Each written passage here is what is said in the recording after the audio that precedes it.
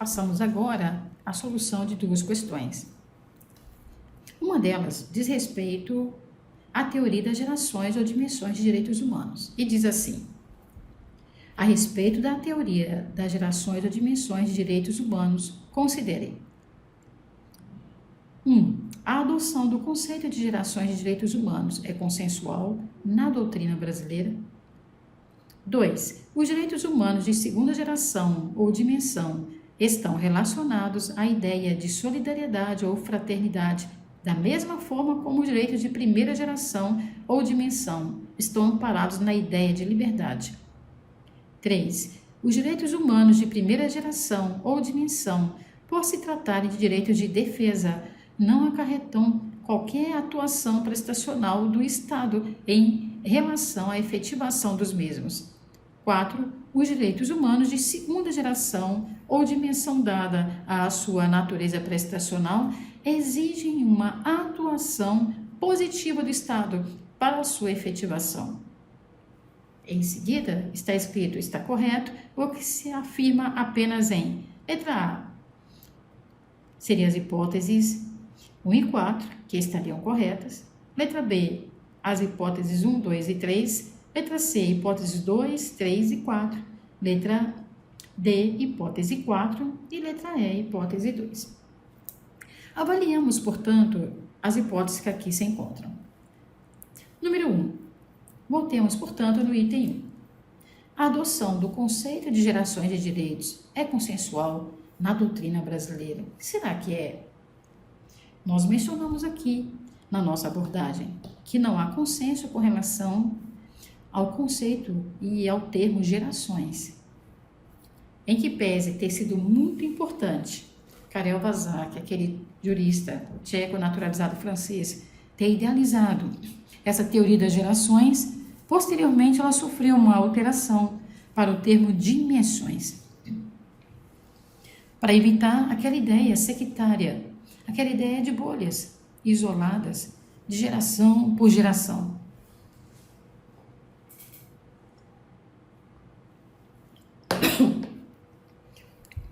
Portanto, o termo dimensão, esse termo dimensão se apropria melhor, considerando que todas as dimensões, todas as eras de direito se encontram intercaladas, conectadas, para usar uma terminologia mais moderna. Não teria como defendermos direitos sociais desprezando os direitos individuais. Não haveria como promovermos direitos individuais e sociais se desconsiderarmos os direitos transindividuais e assim sucessivamente, certo? Item 2.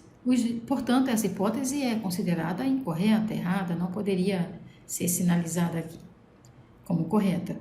Os direitos humanos, no item 2, os direitos humanos de segunda geração ou dimensão estão relacionados à ideia de solidariedade ou fraternidade, da mesma forma como os direitos de primeira geração ou dimensão estão amparados na ideia de liberdade. Bom, os direitos humanos de segunda geração ou dimensão estão relacionados à ideia de solidariedade ou fraternidade, mas aqui nós estudamos que os direitos de solidariedade e fraternidade, essa ideia está relacionada ao direito de terceira dimensão, que de alguma forma tem como referencial a Segunda Guerra Mundial, que foi após o flagelo da guerra, que nós passamos a experienciar esse sentimento de proteção do outro, do mundo, né? No caso do planeta, porque percebemos quais são as tamanhas atrocidades, né? No caso que nós somos capazes de provocar.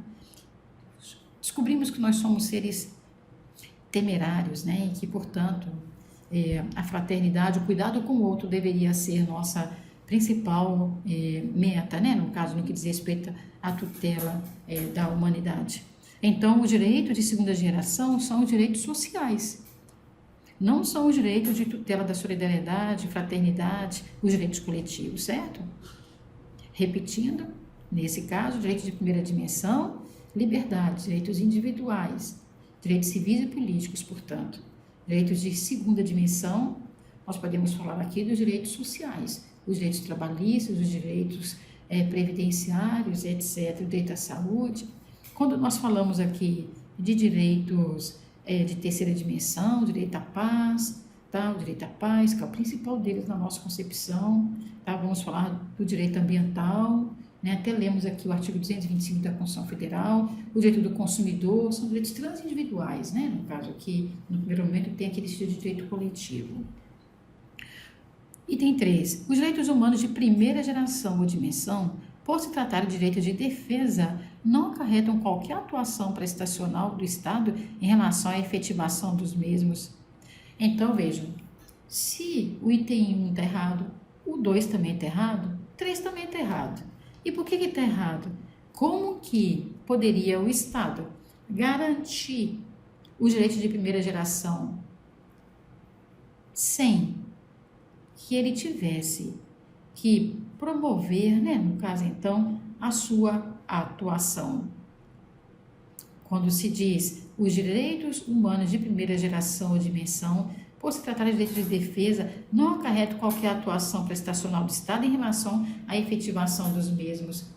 Não adiantaria, como já dizia Norberto Bobbio, o grande italiano, ter um volume de direitos e de garantias se não fosse possível efetivá-los. Esse é o grande desafio que Norberto Bobbio nos coloca. Mas a sua efetivação requer, sim, que o Estado, de alguma forma, tenha uma atuação no sentido de veiculados. Por exemplo, se eu tenho direito político, é necessário, no caso, que haja um movimento do Estado no sentido de garantir esse direito político. Se eu tenho liberdade de expressão, por sua vez, também o Estado necessariamente precisa, de alguma forma, criar condição para garantir essa liberdade de expressão. O movimento do Estado no sentido de garantir, tá certo? Que esses direitos realmente se materializem. É comum, no caso, é doutrinário, fixarmos o seguinte, que os direitos de primeira dimensão são considerados direitos negativos. Na verdade, o Estado, de alguma forma, é impedido de intervir na nossa vida privada ou de nos impedir de algumas atitudes, condutas. O Estado, por exemplo, ele não pode me impor um credo, ele não pode me impor um partido político, ele não pode me impor, no caso, uma militância dentro de algum tipo de esfera. Na realidade, ele não pode me impor um ideário, um pensamento. Então, esse não pode, o Estado não pode, a gente chama de direitos negativos, tá certo? Porém, para que esse Estado me garanta esse apanágio, necessariamente ele tem que, de alguma forma, criar medidas capazes de estar, de certa forma, provocando, em um segundo momento, a garantia, né, de que eles realmente serão materializados na minha vida privada. Observemos um exemplo. Se por acaso eu sofro uma retaliação em algum espaço em que eu frequento, em decorrência da fé que eu professo, em que pese meu coração ser ecumênico, mas de alguma forma alguém que eventualmente identifique, no caso, um modelo de credo por mim praticado, se eventualmente eu sofro retaliação, perda de direitos, ou até mesmo, no caso, então, algum tipo de agressão. O Estado deverá, no caso, me permitir mover o Poder Judiciário, para que o Poder Judiciário possa, na verdade, de alguma forma, estar recompondo aquele meu direito. Inclusive, como eu tive uma intimidade violada, eu posso ter direito de receber indenizações por danos tanto materiais, se for o caso, mas sobretudo morais, tá certo? Como é que o Estado vai me fazer essa garantia? Através do quê? Do uso de uma máquina estatal que ele tem que colocar à minha disposição para que essa garantia seja efetivamente, no caso então, na verdade, apresentada e respaldada. Vamos então aqui a um segundo momento em que nós temos aqui também o item 4, os direitos humanos de segunda geração ou dimensão, dada a sua natureza prestacional, exige uma atuação positiva do Estado para a sua efetivação. Corretíssima! Essa hipótese está exata. Por que ela está exata? Ela está exata porque realmente os direitos de segunda geração ou dimensão não são direitos sociais, né? Então, enquanto os direitos de primeira geração dizem, Estado, você não pode entrar aqui dentro desse contexto que é a minha vida privada, são direitos, no caso então, que na verdade você não pode me negar. Aqui é o direito positivo, é a atuação positiva do Estado, dizendo, Estado, olha, eu preciso tirar férias do meu trabalho porque Charlie Chaplin já dizia, entre aspas, não sois máquinas, homens é que sois, né? Mulheres é que sois, às vezes crianças, adolescentes vendendo bala aí, no caso então no trânsito, né? Hoje nós temos o PET, né? Programa de Erradicação do Trabalho Infantil, então uma política, né? No caso pública, né? PET, trabalho, é um programa de erradicação do trabalho infantil. Então hoje Charlie Chaplin diria, não sois homens, não sois mulheres, não sois crianças, adolescentes, que às vezes deixam de estudar, no caso então, para estar de alguma forma ajudando a família numa subvivência, não numa sobrevivência, infelizmente. Bem, dentro desse contexto, portanto, o Estado precisa criar políticas públicas, condições, no caso então, de humanizar essa relação. Aquela pessoa que no primeiro momento adoeceu no trabalho precisa ter direito ao auxílio saúde, né? Aquela pessoa que por acaso foi demitida precisa ter direito, no caso aqui, a um seguro desemprego. Se eu, na verdade, alcancei 60 anos, 65, na verdade eu estou aí, de alguma forma, já numa terceira idade, já estou quase chegando lá, graças a Deus. Até porque para nós, na verdade, alcançar a terceira idade não é problema, é triunfo, né? Poucas pessoas chegaram lá. Mas ele vai trazer a proteção à velhice. Mesmo se eu não pude contribuir com o INSS, existe a Seguridade Social e o BPC, Benefício de Prestação Continuada, Benefício de Prestação Continuada. Se não estudar isso posteriormente, é em direito previdenciário. E aí, para isso, então, o direito vai fazer uma composição e vai, de alguma forma, por meio da natureza prestacional, vai ter uma atuação positiva, direitos de segunda geração, direitos sociais, né? E realmente, no caso então, nesse caso, cumpriu o seu papel, que está ali, no caso, no artigo 7º, né, no caso da nossa Carta Maior, e também ali na nossa Declaração Universal de Direitos Humanos. Portanto, nesse caso, está correto que se afirma apenas em letra D, que está relacionado ao inciso 4, certo? Portanto, a resposta é a letra D, inciso 4. Muito bem? Vamos agora à última questão, que abordará a seguinte hipótese, o seguinte enunciado. Nos termos da Declaração Universal dos Direitos Humanos, é correto afirmar que, letra A, toda pessoa tem o direito de livremente circular e escolher a sua residência no interior de um estado. Letra B, são asseguradas às presidiárias condições para que possam permanecer com seus filhos durante o período de amamentação. Letra C, toda pessoa tem direito à liberdade de reunião e de associação pacíficas ou militares. Letra D, é livre a manifestação do pensamento, sendo vedado o anonimato. Letra E, ninguém pode ser arbitrariamente privado de sua propriedade, exceto no caso de iminente perigo público. Muito bem, vamos lá. Nos termos da Declaração Universal de Direitos Humanos, é correto afirmar que, vejamos aqui, a letra A diz o seguinte, toda pessoa tem o direito de livremente circular e escolher sua residência no interior de um estado. Nós temos aqui o seguinte, a Declaração Universal de Direitos Humanos, em seu artigo 13, inciso 1º, dirá exatamente esses termos, reafirmando que é direito da pessoa, é direito do ser humano, é direito do cidadão, né, circular livremente, escolher a sua residência no interior de um estado. Você pode estar pensando aí, né? Muito bem, se eu tenho o direito de circular livremente, o que está acontecendo então que eu estou com isolamento social? O que está acontecendo, portanto, né, no caso, que o meu direito de ir e vir se encontra, na verdade, aqui, de alguma forma limitado? Nós escutamos muitas pessoas, né, inclusive algumas autoridades dizendo, olha, né, eu tenho o direito de ir e vir, eu escuto muitas autoridades dizendo isso, né, no caso, mas inclusive autoridades, no caso de toda ordem, autoridades religiosas, autoridades, no caso, acadêmicas, autoridades políticas, né, mas é exatamente o que a Declaração Universal de Direitos Humanos fala. Essas pessoas não estão erradas, essas pessoas estão dizendo, toda pessoa tem, a Constituição Federal e a Declaração Universal dizem, toda pessoa tem o direito de livremente circular e escolher a sua residência no interior do Estado. Muito bem. Porém, nós estamos falando de uma lei que está dentro de um princípio de ordem natural. Hoje nós estamos vivendo um momento diferente. A Constituição Federal, ela na realidade prevê o decreto de estado de calamidade, né, estado de sítio, né, e são momentos, no caso, singulares.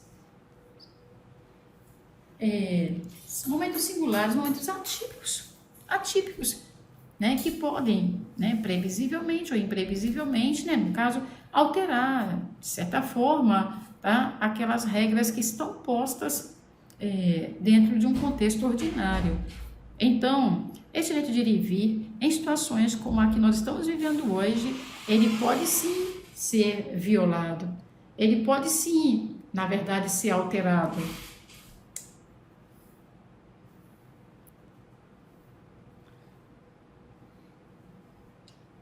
Ele pode sim ser alterado, ele pode sim mudar-se, né, nesse momento, em homenagem, no caso, então, à ordem pública.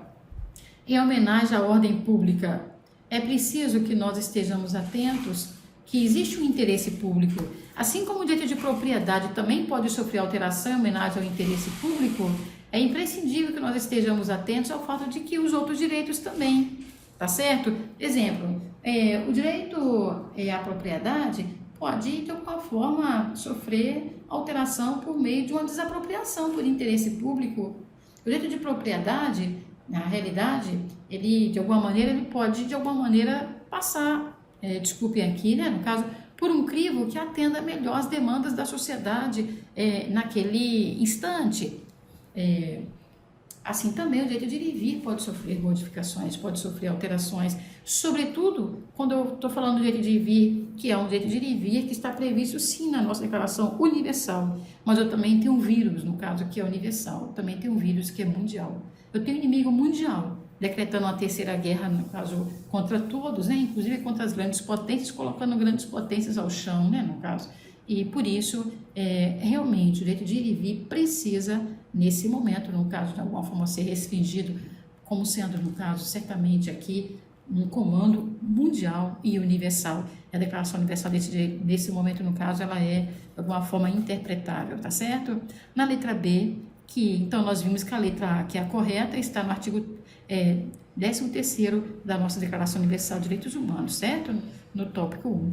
Bom, a letra B, por que ela estaria incorreta?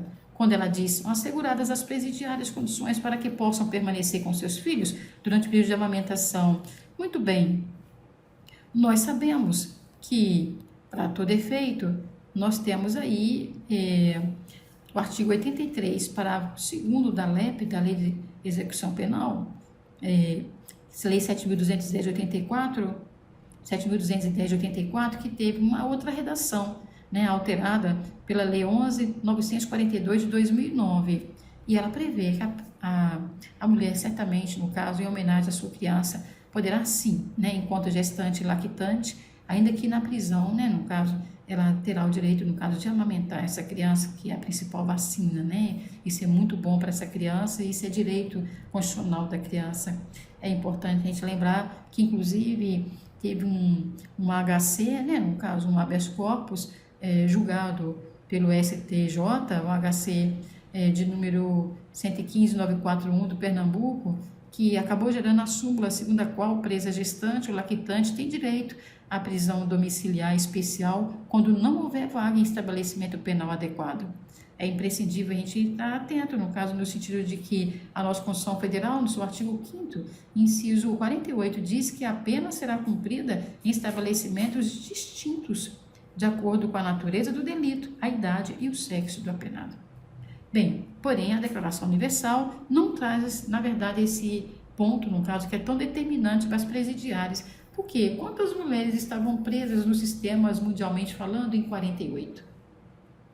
Quantas mulheres?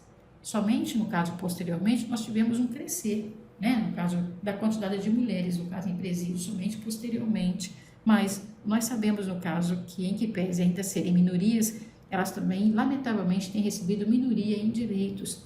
Muitos dos seus direitos, muitas das suas condições enquanto mulheres não são respeitadas nos presídios, não são atendidos. ainda é preciso estarmos descendo o olhar, no caso, então, no caso, na verdade, de alguma forma, deitando um olhar sobre a questão tão desafiadora que é das mulheres presidiárias e as condições, muitas vezes, na grande maioria dos humanos em que elas vivem. É importante também a gente analisar aqui que toda pessoa tem direito à liberdade de reunião e de associação pacíficas ou militares, a letra C. O que está de errado nessa hipótese? É porque, na verdade, vamos pensar aqui, o artigo 5º, inciso 17 da nossa Constituição Federal diz: é plena a liberdade de associação para fins lícitos, vedada de caráter paramilitar. Vedada a de caráter paramilitar. A Declaração Universal de Direitos Humanos também, ela é taxativa no artigo 20, tá? No caso, artigo 20, inciso número 1, que vai dizer: toda pessoa tem direito à liberdade de reunião e de associação pacíficas. Não diz ou militares, e aqui está dizendo ou militares. Essa expressão não existe na Declaração Universal de Direitos Humanos e também a nossa Constituição Federal, no caso, traz essa reserva. Na letra D está escrito: é livre a manifestação de pensamento, sendo vedado o anonimato. A Declaração Universal de Direitos Humanos, na verdade, em seu artigo 18, diz: é livre a manifestação do pensamento, mas não disse sendo vedado o anonimato, tá certo?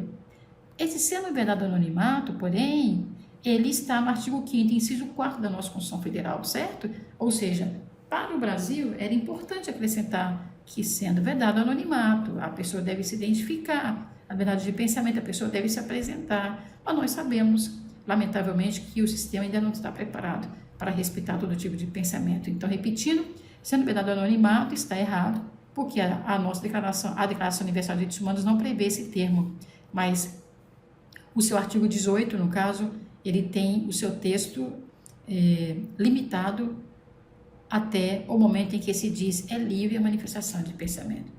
Sendo vedado o anonimato, está no artigo 5º, inciso 4 da Constituição Federal. Letra E, ninguém pode ser arbitrariamente privado da sua propriedade, exceto no caso de iminente perigo público. Ou seja, nós acabamos de dizer, no caso aí, ao mencionar na letra A, por que o direito de ir e vir pode ser, no caso então, sim, limitado, aí nós dissemos, inclusive o direito de propriedade pode ser limitado, tá? Em caso de iminente perigo público. E nós estamos vivendo um iminente perigo público em que, para todo efeito, realmente o direito de ir e vir está sendo colocado, no caso, portanto, com restrição. E até a propriedade. Na verdade, muitas pessoas já estão vivendo momentos, no caso, então, em que o seu direito de propriedade, no caso, já se encontra em muitos lugares, no caso, então, atingidos em decorrência dos efeitos nefastos no sentido econômico, no sentido sanitário, que a situação, no caso, então, tem imposto, o próprio isolamento já é a limitação do direito de propriedade. Bem, nós gostaríamos, no caso aqui, de nos colocar à disposição e dizer, no caso que, por meio de WhatsApp, no caso vocês poderão estar nos mandando aqui as suas possíveis dúvidas, tá? E, na verdade, agora, esperando que com esse reprise, com essa recomposição de conteúdo, com essa revisão sobre esses dois aspectos, possamos, no caso, estar agregando um valor maior àquelas abordagens que foram antes postadas, dentro do portal da faculdade, bem como também, no caso, enviados por WhatsApp, mas nós sabemos, no caso, que dentro desse momento que nós estamos vivenciando, tá, esses dois temas são muito desafiadores, tá? Não só em decorrência dessa trágica questão atinente à Covid-19, mas também de todos os efeitos e impactos, no caso, sejam emocionais, sejam sociais, financeiros, enfim, no caso, históricos, que realmente estão se desdobrando a partir daí. Nós sabemos que as gerações de direitos, mais corretamente chamadas de dimensões, bem como a Declaração Universal de Direitos Humanos, estarão acompanhando vocês aí, na verdade, no seu dia a dia, porque são temas eternizados, perenizados. Afinal de contas, a melhor reflexão acerca dessas abordagens que farão com que você possa compreender melhor todos os demais campos do direito e fazer com que a justiça certamente possa continuar sendo, no caso então, o ideário maior da humanidade, construído, erigido a partir de cada um de vocês, a partir de cada um de nós. Tá? Grande abraço e muito obrigada.